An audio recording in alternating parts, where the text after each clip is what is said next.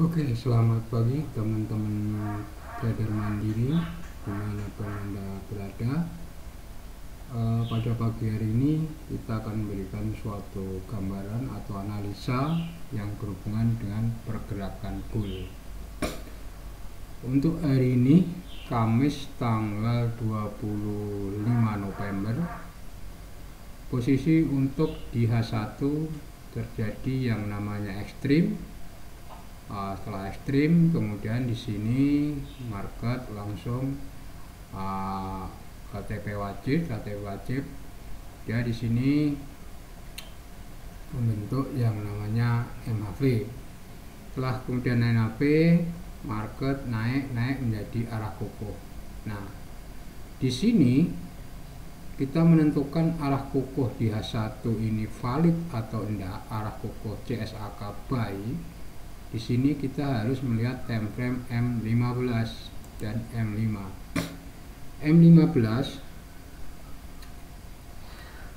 terjadi yang namanya momentum, kemudian setelah momentum dia mencari re-entry, menemui MA5 low dan 10 low, kemudian harga naik. Nah, kemudian kita juga melihat time frame M15. M15 setelah reject MA50, harga naik menjadi CSAK, kemudian menjadi momentum, setelah momentum kemudian re-entry. Nah, di sini kita boleh setelah terjadinya perputaran antara M15 terjadi momentum dan re-entry, otomatis di H1 ini adalah terjadi arah kukuh buy, ini adalah valid.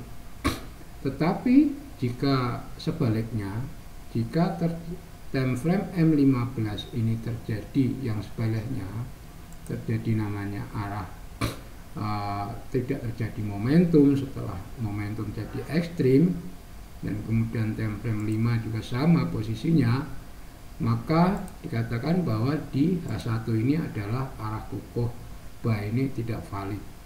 Makanya teman-teman harus perhatikan di grup trader mandiri ini bagaimana secara analisa kita dalam hal untuk menentukan arah kukuh buy ini di time frame H1 ini valid adalah sama, yaitu kembali ke historis tadi bahwa di M15 harus terjadi namanya momentum dan re-entry, sama di time frame 5 juga menjadi momentum dan re-entry. Nah, di sini kevalidan ini didukung dengan adanya ekstrim.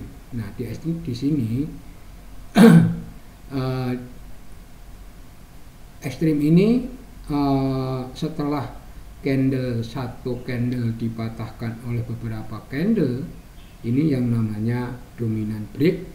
Nah, setelah dominant break, teman-teman bisa lihat time frame M15, kita cari tarik arah kukuh buy di time frame M15 ini untuk kita mengambil harga yang terendah, yaitu bisa Anda dari time frame 5 ataupun time frame M15, di mana yang telah terjadi kasusnya dominant break, yaitu candle merah panjang ini dipecahkan oleh beberapa candle, yaitu 1, 2, 3. Di sini namanya dominant break. Nah, dari sini teman-teman bisa menarik arah Fibo dari body ke ekor. Nah, setelah ketemu, teman-teman bisa entry mulai dari time frame M5 kalau memang teman-teman mau mengambil harga yang terendah. Tetapi kalau memang teman-teman ini mau istilahnya lebih fokusnya di time frame M15, teman-teman bisa entry di setelah kita narik arah kukuh buy dari time M15 ini, kita bisa setelah M15 selesai kita bisa entry.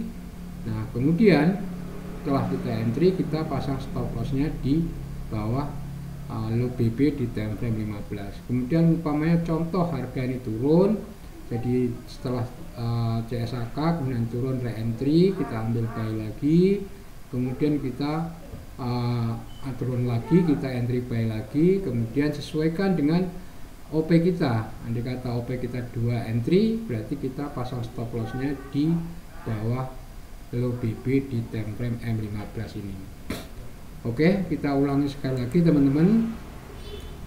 Secara mayoritas time frame H1 adalah mayoritas adalah trennya turun, ditandai dengan MA50. Ini adalah candle posisinya di bawahnya M50, berarti otomatis tren ini yang namanya tren zero loss. Nah, secara untuk day trade-nya atau long trade-nya, teman-teman untuk mencari yang paling aman adalah mencari posisi setup sell. Nah, dimana juga sama di time frame di H4 ini, setelah terjadi re-entry dia tidak jadi momentum lagi. Nah, kemudian nanti setelah dia mencari re-entry ini tidak terjadi momentum, berarti teman-teman juga harus waspada lihat time frame H1. H1 nanti jika harga itu naik, kemudian di sini terjadi rejeksi ataupun menjadi momentum buy. Nah, teman-teman harus hati-hati. Nah, hati-hatinya di mana? Di sini bisa namanya nanti bisa timbul yang namanya rejeksi. Nah, keakurasinya dari mana?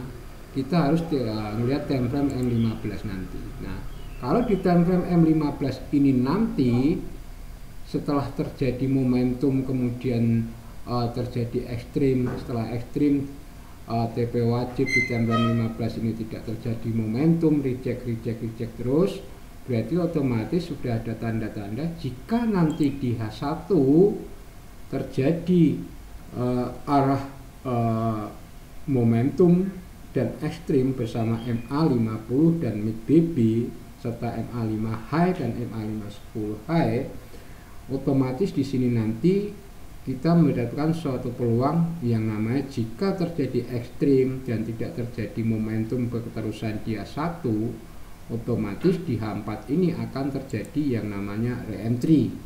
Nah, setelah nanti di H1 ini ketemu kasus yang namanya MA50 bertemu dengan top BB, terjadi ekstrim dan tidak terjadi momentum berkelanjutan, ini yang namanya terjadi re-entry di time frame H4. Kami ulangi lagi pada teman-teman bahwa tren mayoritas untuk gold adalah di H1 turun, kemudian di H4 turun, dan perhatikan di sini MA50 cross dengan mid BB, kemudian dia satu di sini MA50 di atasnya top BB.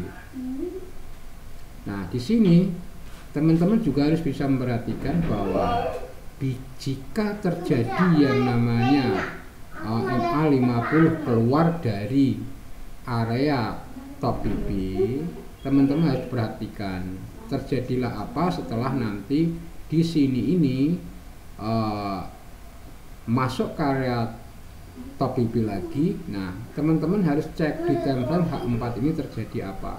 Pasti terjadi re-entry. Nah, coba kita cek benarkah enggak dengan istilahnya kasus di sini.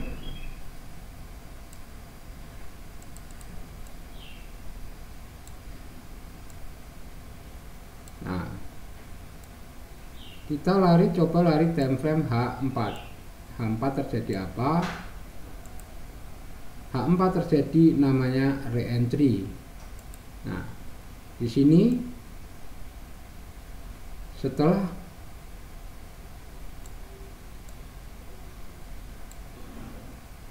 MA50 masuk di area top BB, di hadiah 1 di H4 terjadi re-entry.